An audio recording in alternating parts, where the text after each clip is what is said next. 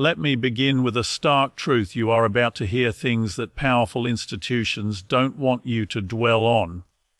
You will be told that NATO is the shield of freedom. But today I'm going to show you how that shield has very sharp edges. Edges that cut deep and edges driven by hidden agendas. Because make no mistake, we are on the edge of war. And in that perilous place, those who call themselves guardians of peace sometimes become architects of conflict. When we examine NATO's history of intervention, one pattern repeats itself time and again. Civilian lives are caught in the crossfire and left to pay the price of decisions made in distant boardrooms. Take the 1999 bombing of Yugoslavia, for example. NATO's air campaign, launched without the approval of the United Nations Security Council, was justified as a humanitarian necessity to halt atrocities in Kosovo. Yet the strikes themselves inflicted their own devastation. Civilian infrastructure was destroyed, bridges collapsed, hospitals and schools were damaged. And one of the most infamous incidents occurred when NATO bombed the headquarters of Radio Television Serbia, killing 16 media workers as they sat at their desks. The explanation given was that the station was spreading propaganda, but to many it exposed a chilling willingness to cross moral lines under the cover of peacekeeping. This is not an isolated case. In Afghanistan, NATO's involvement under the International Security Assistance Force (ISAF) banner dragged on for 2 decades. Time and again, airstrikes intended for insurgent strongholds hit villages, weddings, and family homes. In 2009, a NATO airstrike in Kunduz ordered on 2 hijacked fuel tankers killed more than 90 people, many of them civilians who had gathered around the trucks. The haunting images of scorched bodies remain a reminder that for every military objective declared, the human toll was often hidden or minimized in official reports. While Western leaders spoke of rebuilding democracy, ordinary Afghans often only experienced displacement, trauma, and grief. In Libya, NATO's 2011 intervention under the banner of responsibility to protect was pitched as a moral obligation to prevent Muammar Gaddafi from committing mass killings in Benghazi. The reality, however, played out differently. NATO's bombing campaign quickly escalated from protecting civilians to actively pursuing regime change. Civilian neighborhoods in Tripoli and Sirte were reduced to rubble, and countless lives were lost as NATO's strikes dismantled the country's infrastructure. Libya was left fractured, its institutions destroyed, plunging into over a decade of chaos, armed militias, and human trafficking routes that have destabilized not only Libya but much of the Mediterranean. The intervention, hailed at first as a success, ultimately stands as one of the starkest examples of unintended, or perhaps ignored, civilian consequences. Even in more recent times, the pattern remains visible. Strikes carried out under NATO operations in Syria and Iraq, while often coordinated with coalition partners, have left a grim record of civilian casualties. Reports from independent monitors documented thousands of civilian deaths caused by aerial bombardments. In many of these cases, the justification was that enemies had embedded themselves within civilian populations, but to families who lost children, parents, or siblings, the reasoning changes nothing. The deaths remain, the scars endure, and the promises of accountability rarely materialize. What unites all of these cases is the contradiction between stated intent and real-world outcomes. NATO's leaders speak the language of humanitarianism and democracy, but on the ground, the smoke, the blood, and the broken families tell another story. Each intervention may have been justified by urgent rhetoric, protecting civilians, upholding international law, defending freedom. Yet the record shows that civilians have more often become collateral damage in a war of narratives. The historical record is clear. When NATO acts, it is not just soldiers and governments who bear the cost, but countless ordinary men, women, and children whose only mistake was living in the wrong place at the wrong time. When NATO was founded in 1949, its mission was narrow and clearly defined: to defend the collective security of its members in the North Atlantic region against potential Soviet aggression. It was, in essence, a defensive pact designed for a specific historical context. Yet over the decades, that clarity has steadily blurred. And what was once a geographically bounded alliance has transformed into a global security actor, taking on missions far beyond its original mandate. This expansion and mission creep raise pressing questions about legitimacy, sovereignty, and the true purpose of the alliance in the modern world. The first clear shift came after the Cold War. With the Soviet Union dissolved, NATO found itself in search of a new role. Instead of dissolving alongside its original adversary, it reinvented itself as a crisis manager and global peace enforcer. This reinvention led NATO to intervene in conflicts that were well outside the North Atlantic region, beginning with the Balkans in the 1990s. Its bombing campaigns in Bosnia and later in Yugoslavia were justified as necessary to prevent humanitarian catastrophes, but they signaled something larger. NATO was no longer just defending member states, but projecting power into non-member regions under the banner of international stability. This trajectory accelerated with the war in Afghanistan. After the September 11 attacks, NATO invoked Article 5, its collective defense clause, for the first time in history. Yet what began as support for the United States quickly expanded into a 20-year occupation of Afghanistan under the International Security Assistance Force. This was not defense of Europe or the Atlantic, it was an extended, globalized counterinsurgency operation. The alliance assumed the role of nation builder, training armies, funding governments, and even attempting to engineer democratic institutions in a region far removed from its founding geography. That experience left a trail of failure, raising the question of whether NATO had overreached into areas for which it was never designed.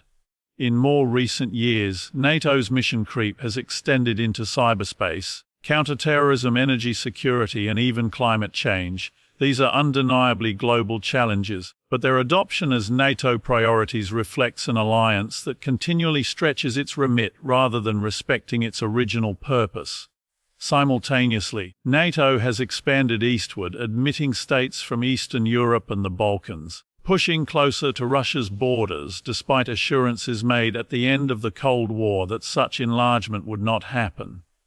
Each new member brings with it new obligations, new risks, and new potential flashpoints, making the alliance less a shield of collective defense and more a sprawling geopolitical project. What emerges is a paradox. By extending its reach in the name of global security, NATO often undermines the very stability it claims to protect. Countries outside the alliance see encirclement rather than cooperation, provocation rather than reassurance. For member states, mission creep creates constant pressure to spend more on defense, justify foreign entanglements, and subordinate national priorities to alliance strategy. The expansion of NATO has given it unprecedented influence, but at the cost of its clarity of purpose. What was once a defensive pact has become an interventionist institution, and with each new mission, the line between defense and dominance grows ever thinner. One of the most dangerous dynamics in modern geopolitics is how easily provocations can spiral into full-scale escalation. When NATO forces operate near rival powers, every drone sighting, every airspace violation, every naval interception carries the weight of potential catastrophe. Small incidents that might once have been dismissed as accidents now echo across international headlines, fueling narratives of aggression and testing the resolve of governments already locked in tense standoffs. The danger lies not only in the acts themselves but in the political interpretation of those acts and how leaders use them to justify their next move. Consider the rise of drone incursions across European skies. In recent years, unexplained flights over military facilities, energy infrastructure, and border regions have been reported. Some blame rival states, others point to non-state actors, but the truth is often murky. What matters more than the origin of these drones is the reaction they provoke. NATO states treat them as symbolic tests, probing defenses and exposing vulnerabilities. The public is told that such incidents are not mere irritants, but signs of imminent danger. This interpretation hardens policy, increases surveillance, and edges military forces closer to confrontation. Airspace violations are another recurring flashpoint. Fighter jets scrambled to intercept unidentified aircraft may not exchange fire, but the choreography itself is provocative. Each side claims the moral high ground. One asserts it was patrolling international skies, the other insists its sovereignty was breached. The standoff may last minutes, but the political ripples last weeks. Each incident becomes ammunition in the broader narrative of threat, reinforcing the notion that the enemy is not only watching, but actively pushing the boundaries. What makes this so perilous is that accidents are inevitable in crowded skies. A miscalculation, a miscommunication, or a single trigger happy pilot could transform a routine interception into a full-blown crisis. Beyond the incidents themselves, the way they are framed by NATO leaders adds to the escalation risk. Military strategists and politicians speak of deterrence, of the need to demonstrate strength in the face of provocation. Yet deterrence requires constant action. Exercises, deployments, military build-ups, which in turn are viewed by the other side as provocations. It becomes a cycle of action and reaction, a feedback loop where both camps insist they are only responding defensively while simultaneously escalating tensions. This is the echo effect of provocation. One side's cautionary move becomes the other side's justification for retaliation. The broader public often sees only fragments of this dance. A news story about jets shadowing bombers near the Baltic, a headline about drones over oil terminals, a report on cyber incursions attributed to rival states. Each fragment, presented as an isolated threat, creates a sense of perpetual vulnerability. That sense of vulnerability is politically useful, rallying support for defense spending, reinforcing alliance solidarity, and silencing critics who question the wisdom of endless militarization. But behind the rhetoric, the reality is simple. The more provocations pile up, the narrower the margin for error becomes.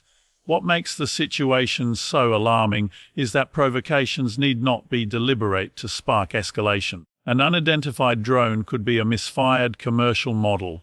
An airspace violation could be caused by malfunctioning navigation equipment. A sudden troop movement might be routine training misread as aggression. Yet in the current climate of distrust, every anomaly is assumed to be hostile. When mistrust hardens into certainty, the path to war is not paved by grand invasions but by small, seemingly insignificant sparks that are magnified until they ignite the fire of conflict. The gap between NATO's rhetoric and its reality is one of the most glaring contradictions in modern geopolitics.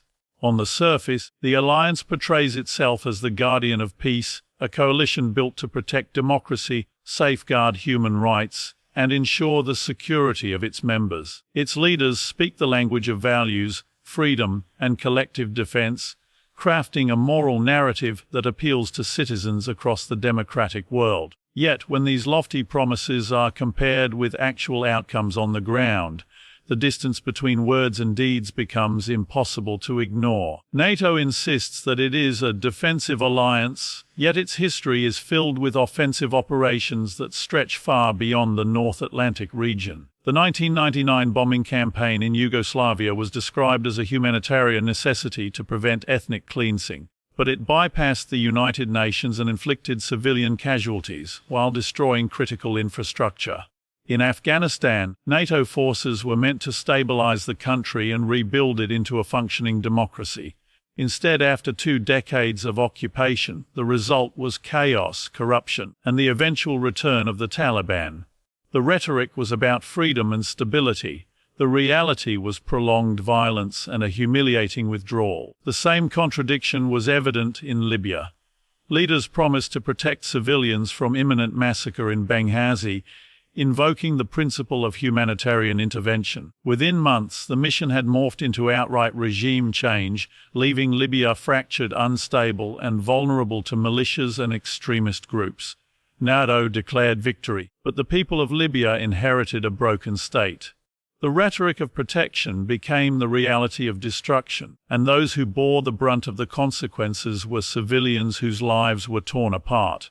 Even within its own membership, NATO's rhetoric does not always align with reality. The alliance stresses collective defense and unity, but there are deep divisions among member states over burden sharing, strategic priorities, and the scope of commitments. Some countries struggle to meet the 2% GDP defense spending target, while others push for expanding NATO's role into new domains like cybersecurity and climate security. To the public, the message is one of unity and strength. Behind closed doors, the reality is constant friction, competing interests, and reliance on the United States to carry the largest share of costs and responsibilities. The rhetoric also frames NATO as the indispensable guarantor of global order, yet critics argue that its actions often create the very instability it claims to prevent. Expanding eastward was presented as a way to spread stability and protect new democracies, but it has fueled tensions with Russia and contributed to conflicts on Europe's doorstep. Military exercises are described as defensive drills, yet they are seen by rivals as provocative shows of force, raising the risks of miscalculation. Every expansion, every deployment is justified in the language of security, yet the lived reality is a more militarized world, where trust erodes and the chances of accidental conflict increase. At its core, the discrepancy lies in the fact that NATO's narrative is designed for public consumption, while its actions are driven by strategic interests and power politics. The words appeal to ideals, the deeds serve realpolitik. For citizens who take the rhetoric at face value, this creates a dangerous illusion that wars are fought for noble causes, when in truth they are often fought for influence, resources, or geopolitical positioning. The moral justification becomes a mask, and beneath it lies the cold calculus of power. The more often this mask slips, the more the credibility of the alliance is called into question. We stand today at a crossroads. On one path lies complacency, the narrative that they must act for our safety without scrutiny. On the other lies clarity, the conviction to demand accountability, to question motives, to refuse blind trust in military alliances sold as guarantees. So I ask you, will you let the edge of war slice through your rights, your voice, your future? Or will you stand back from that edge, demand transparency, demand justice, demand that those who claim to defend peace first prove they will not wage war on humanity? Let this be the moment when silence ends. Let this channel be the place voices rise, because until the warmongers are exposed, we are never truly free. Thank you.